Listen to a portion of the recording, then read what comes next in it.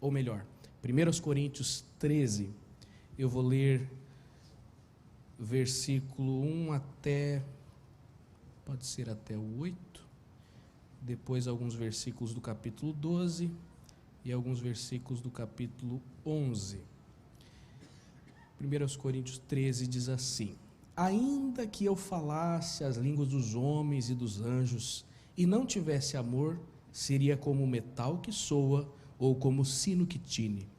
E ainda que tivesse o dom de profecia e conhecesse todos os mistérios de toda a ciência, e ainda que tivesse toda a fé de maneira tal que transportasse os montes e não tivesse amor, nada seria.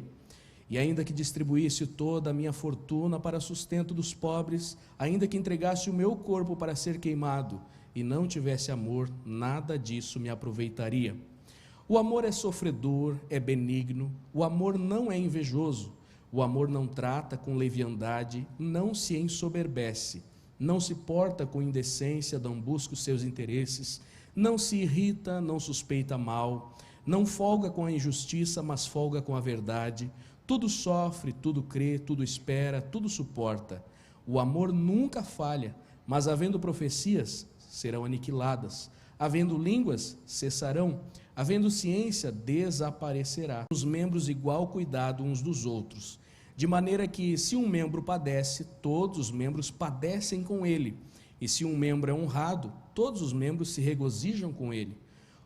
Ora, vós sois o corpo de Cristo e seus membros em particular.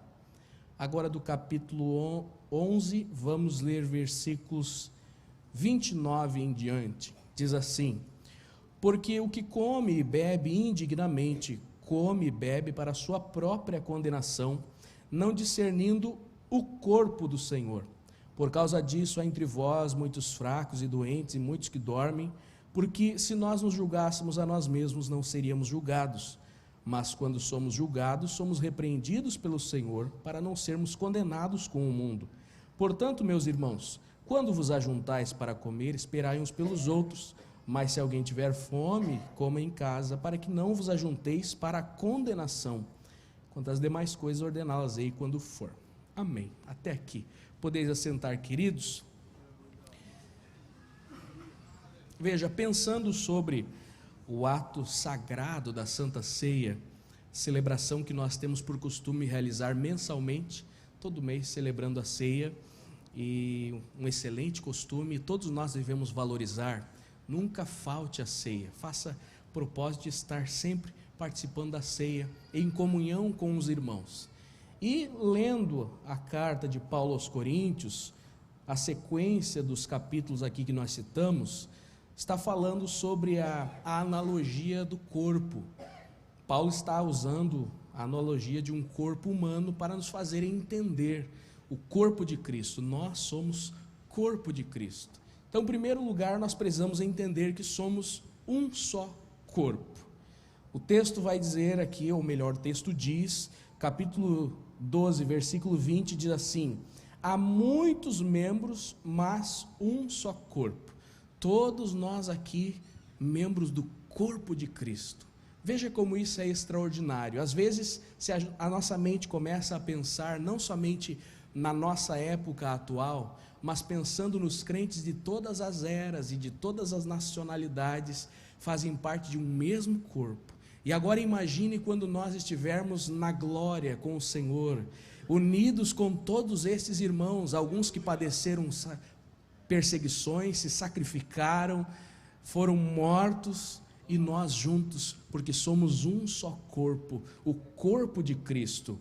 Na verdade, a salvação ela é individual. Eu preciso alcançar, pelo sacrifício de Cristo, alcançar esta convicção de que estou salvo, aceitar o sacrifício de Cristo. A salvação é individual, ninguém vai agarrado na mãe, no pai, para o céu. Cada um precisa aceitar a Cristo, confessá-lo como Salvador e viver de acordo.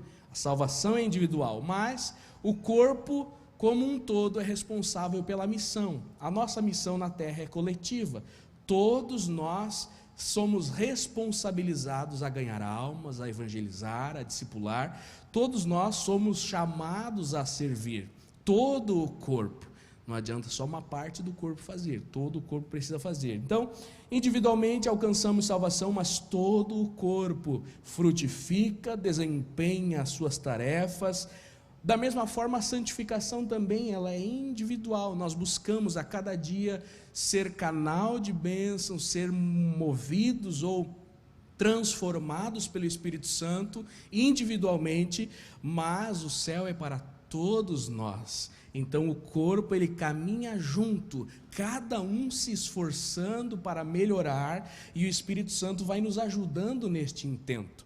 Se eu desse oportunidade para cada um dos irmãos aqui testemunhar de coisas que lá atrás, erros que cometia ou reações que teria, mas hoje já é diferente, porque foi sendo aperfeiçoado.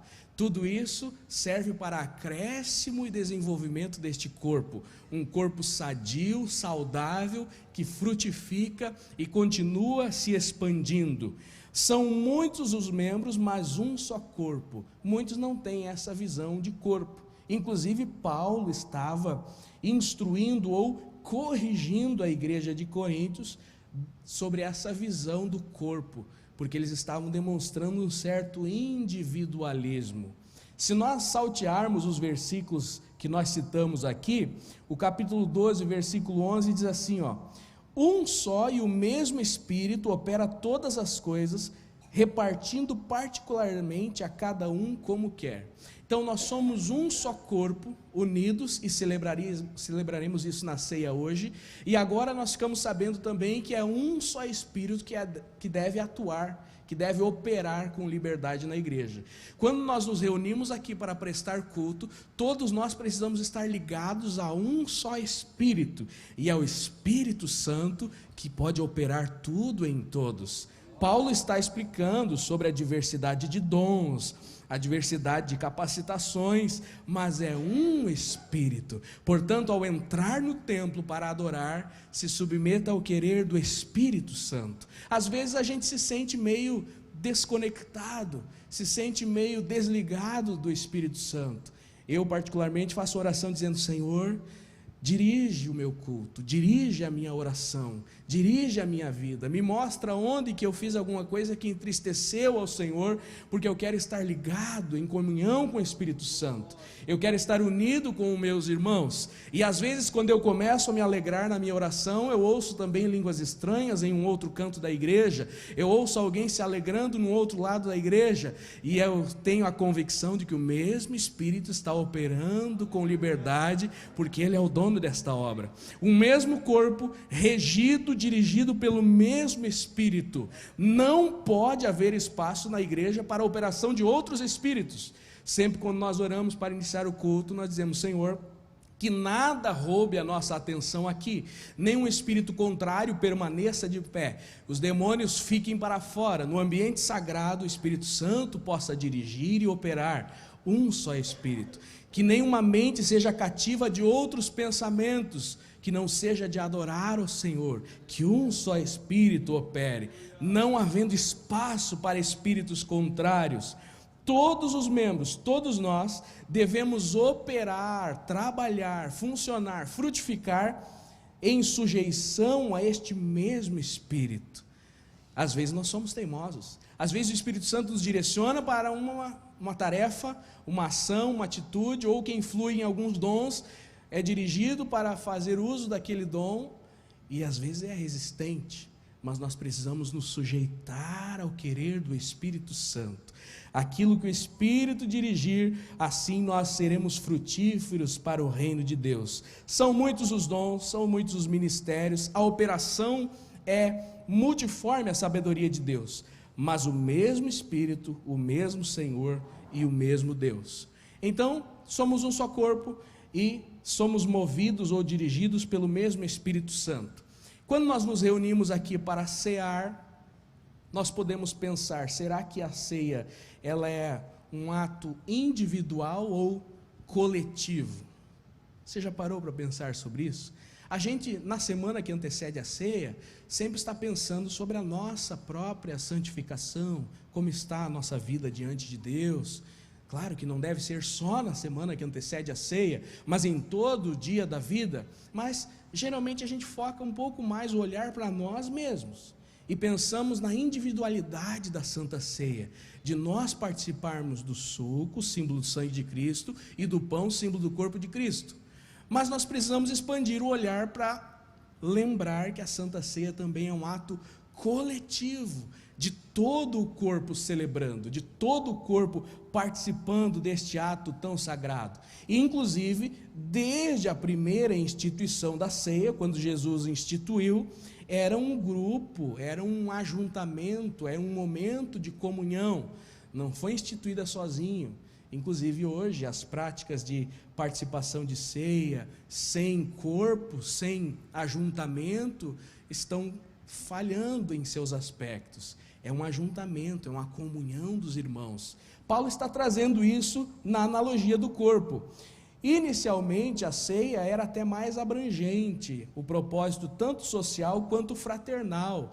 Dá para entender isso pela instrução aqui nessa carta, né? Quando ele fala sobre a instituição da ceia do Senhor e o momento que eles se ajuntavam para celebrar, no meio faziam a ceia, mas não esperavam uns pelos outros. Paulo estava corrigindo esta falta de amor da igreja de Corinto. Se reuniam para a ceia, mas uns não repartiam com os outros, ou os mais abastados não esperavam pelos mais necessitados. Isso acontecia literalmente, um pensamento egoísta a respeito da alimentação ou da festa.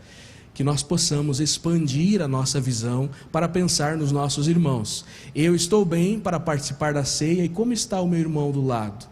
Será que ele não está passando necessidade? Será que não está fraco espiritualmente? Será que ele não precisa de algo, de um abraço, de uma imposição de mãos para receber uma cura? Será que ele não precisa mais do Espírito Santo? Será que ele não está como um membro já fraco, doente, dormindo? Pensar no coletivo, na ceia como algo para todos nós. Quando nos reunimos para celebrar a ceia, precisamos também nos preocupar com os nossos irmãos, preocupar-se com todo o corpo. Quando nós não discernimos isso, versículo 34 do capítulo 11 diz assim, para que não vos ajunteis para condenação. Fazer algo pensando somente em si mesmo, pensando egoisticamente, é se ajuntar para a condenação. Então, sempre para participar da ceia, eu vou ver como está o meu irmão. Será que eu preciso fazer algo a mais por aquele que está do meu lado, aquele que é membro desse mesmo corpo? Deus proporciona oportunidades para nós ajudarmos pessoas ao longo da semana. E às vezes no dia da ceia a gente pensa, eu poderia ter ajudado mais o meu irmão. Ele padeceu. Talvez ele nem esteja aqui hoje, sentado nestes bancos. Será que ele está bem? Eu vou participar em paz, sabendo que eu poderia ter feito algo mais por ele? Abrir a mente, pensar, movido pelo Espírito Santo, como está o desenvolvimento, a saúde espiritual do meu irmão. É necessário, antes de participar e no decorrer da nossa vida, uma autoanálise. Essa autoanálise que Paulo enfatiza nos versículos 23 ao 32, que nós geralmente lemos antes de cear, Paulo enfatiza que cada um examine-se a si mesmo. Essa autoanálise é importante para nós sabermos como está a nossa caminhada cristã, mas também a influência que isso terá no corpo. Como isso vai influenciar a saúde do corpo como um todo. Ele complementa no versículo 30, por causa disso há entre vós muitos fracos, doentes e muitos que dormem. Lá no versículo 26 do capítulo 12 diz assim, de maneira que se um membro padece, todos os membros padecem com ele. Se um membro é honrado, todos os membros se regozijam com ele. Versículo 25 diz, para que não haja divisão no corpo, antes tenham os membros igual cuidado uns dos outros. Então nós fazemos a autoanálise, uma análise de como está a minha vida pessoal, Eliseu, mas uma autoanálise do corpo, de como está a saúde espiritual de toda a igreja. Porque se um membro está padecendo, todos vamos padecer juntos. Se nós batermos o dedinho na quina da porta, todo o corpo padece. É um exemplo comum que eu creio que todos já vivenciaram. Todo o corpo padece. Então nós devemos cuidar, proteger aqueles que são mais honrosos, aqueles que são mais fracos. Todo o corpo precisa estar em unidade, preocupar-se com a saúde espiritual de todos os membros. É viável ou acontece de um pelotão ficar abandonando os seus soldados para trás? Está fraco? Fica para trás. Está doente? Fica para trás. Dormiu? Fica para trás. Não. Vai tratar, vai curar para continuar caminhando todos juntos. Aquele hino que inspiradamente o cantor Júnior canta, não deixa o soldado ferido morrer. Quantas pessoas que estão feridas na caminhada e às vezes nós agimos como se eles não importassem. Eu vou participar da ceia e ele que consiga se levantar sozinho. Não, vamos nos preocupar. Talvez enquanto eu vou falando, você se preocupa com alguém que ficou para trás, com alguém que não apareceu hoje na ceia, com alguém que está lá no hospital, alguns nos assistindo. Como está o meu irmão? Eu vou participar da ceia, mas hoje à noite eu vou atrás dele, amanhã de manhã eu vou tentar ligar para ele. Eu preciso saber como está espiritualmente e também fisicamente o meu irmão, porque nós somos corpo, nós todos precisamos estar bem com o Senhor, caminhar saudavelmente rumo aos céus. Vale a pena acordar aquele que está dormindo, vale a pena dar vitamina para aquele que está fraco, vale a pena cuidar aquele que sara. Se um dos nossos membros fica mal, nós damos uma injeção, nós tomamos um antibiótico, tomamos um remédio, nós não cortamos e lançamos fora. O corpo precisa preocupar-se com todos os membros do corpo. Todas as partes deste corpo são importantes.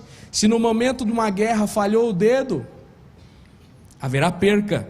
Se no momento de correr para o ataque tropeça o pé, todo o corpo cairá. Cada um tem a sua devida importância. Às vezes não nos damos conta. Nós precisamos ter esta visão de que nós estamos literalmente em guerra todos os dias e não podemos perder nenhum membro. Não vamos deixar ninguém para trás. Vamos atrás daqueles que estão fraquinhos, doentes, parando na caminhada, porque nós somos corpo de Cristo e queremos andar em santidade. Se tiver algum membro do corpo que você lembra nesta noite, que está fraquinho, que não está desfrutando do momento de cear, celebrar a ceia, vamos atrás dele. Ou se você mesmo se sente fraco, nós vamos orar para que o Senhor te fortaleça. Se você se sente amortecido, quase dormindo, que o Senhor fortaleça. Nesse corpo que nós todos fazemos parte, existem doenças que são contagiosas e precisam um tratamento imediato. Se você for para Josué capítulo 7, vai falar sobre Acã. Acã tomou os despojos e a ira do Senhor se acendeu contra todo o povo. Josué teve que confrontar e tomar uma atitude extrema. Então há situações em que precisa uma intervenção imediata para haver a cura de todo o corpo. Números 25, os filhos de Israel tomaram mulheres estranhas, a ira do Senhor se acendeu, Moisés conclama o povo para um concerto, um israelita toma uma midianita em frente ao povo, Deus usa o sacerdote para executar um juízo imediato. Então, precisa uma intervenção, uma cura. Às vezes a gente observa e deixa passar. Continua assim. Nós gostamos daquele versículo que diz: buscai a paz com todos e a santificação, sem a qual ninguém verá o Senhor. Gostamos da primeira parte, buscar a paz com todos. Mas e o aspecto da santificação? Então é necessário a correção, é necessário tratar aquela ferida. Inicialmente pode causar desconforto, mas para curar, para sarar, para que todo o corpo não padeça junto. Não para matar, não para cortar fora, mas para curar aquela doença, para curar a enfermidade. 1 Coríntios 5, alguns capítulos atrás do que nós lemos, um homem pratica uma imoralidade e não foi afastado naquele momento, não foi tratado. Paulo instruiu como deveria ser tratado. Versículo 7 do capítulo 5 diz: alimpai-vos do fermento que leveda toda a massa. Versículo 12, o julgamento é necessário para a pureza. Não devemos nos associar com os que se prostituem. Então, existem situações que precisam de intervenção para a cura, para que o corpo se mantenha saudável e não jogue nenhum deles fora. Quando o Senhor fala com a igreja através do apóstolo João, nas revelações do Apocalipse, as cartas às 7 igrejas, ele vai falando sobre algumas coisas que precisava corrigir naquela congregação. Apocalipse 2:4 diz: tenho, porém, contra ti que deixaste o teu primeiro amor. Lembra-te de onde caístes, arrepende-te e pratica as primeiras obras. Se não, brevemente virei a ti e tirarei o seu lugar do teu castiçal, se não te arrependeres. Era necessário arrependimento. Versículo 14: umas poucas coisas tenho contra ti, que tens os que seguem a doutrina de Balaão, o qual ensinava a Balaque a lançar tropeços diante dos filhos de Israel, para que comessem do sacrifício da idolatria e se prostituíssem. Tem também os que seguem a doutrina dos nicolaítas, que eu aborreço. Arrepende-te, quando não, em breve virei a ti, contra eles batalharei com a espada da minha boca. Versículo 20: tenho contra ti que toleras Jezabel, mulher que se diz profetiza, e ensinar e enganar os meus servos, para que se prostituem e comam do sacrifício da idolatria. Dei-lhe tempo para que se arrependesse da sua fornicação, mas não se arrependeu. Eis que a porei numa cama, sobre os que adulteram com ela virá grande tribulação, se não se arrependerem das suas obras. E continua no capítulo 3, falando à igreja de Sardes: sê vigilante, confirma os restantes que estavam para morrer, porque não achei as tuas obras perfeitas diante de Deus. A sequência, a igreja de Laodiceia: eu sei as tuas obras, não és frio nem quente, quem dera se fosse frio ou quente. Porque és morno, não és frio nem quente, vomitar-te-ei na minha boca. Enfim, o Senhor fala, Ele instrui a quem ama, para que haja saúde no corpo, que nós possamos viver saúde espiritual na igreja. O Senhor fala, o Senhor exorta, o Senhor nos abre os olhos espirituais, para ajudarmos uns aos outros e vivermos uma vida digna, uma vida santa. Mas não é somente apontar, não é somente cortar fora, não é somente apedrejar, não é somente ferir com a lança, que foram exemplos que eu citei ali, lá do Antigo Testamento. O exemplo que nós citamos aqui e reforçamos é o amor. Ainda que fizesse tantas coisas, mas não tivesse amor, não adiantaria. Então, ainda que eu me preocupasse com uma pureza, santidade especial do corpo, mas não agisse com amor, não adiantaria. Então nós não podemos simplesmente ir cortando fora. Todos os exemplos que foi dado aqui no Apocalipse, as repreensões, são com tempo para se consertar, um tempo para se humilhar. O Senhor é longânimo conosco, e em amor Ele vai cuidando de nós. Ora, se não fosse assim, todos nós já teríamos sido exterminados. Todos temos falhas, mas o Senhor com amor cuida de nós, com amor trabalha na nossa vida, porque o amor é sofredor, é benigno, não é invejoso, não trata com leviandade, não se ensoberbece. Então a superioridade do amor agindo no corpo é o que continua fazendo ele fluir, senão ia cada vez diminuindo e sobrando cada vez menos. Mas agindo em amor, nós vamos dando saúde a esse corpo. Amor não é simplesmente deixar como está, deixar que vai levedando e vai estragando, não. Amor é tratar da ferida, curar, porque vale a pena curar, para que o corpo continue com todos os seus membros. Apocalipse 3, o Senhor mesmo diz: eu corrijo aqueles que eu amo. Hebreus 12 diz que quem não é corrigido é filho bastardo. Então o Senhor precisa tratar conosco, e quando um membro está doentinho, Ele trata, e todos ajudam. Os anticorpos chegam naquele ponto para ele ter mais capacidade de rejeitar quando vierem as setas, as lutas, quando vierem as incomodações para este corpo. Então a diversidade de dons na igreja, Corinto tinha também diversidade de dons, mas se faltasse o amor uns para com os outros, tudo poderia cessar. Isso já estava acontecendo, na verdade, na hora da ceia, porque eles se reuniam e não tinham a visão de corpo. Eles não estavam tendo saúde espiritual naquele aspecto. Mas através da instrução de Paulo, eles começaram a ter essa visão mais abrangente, porque o amor corrige esta multidão de defeitos.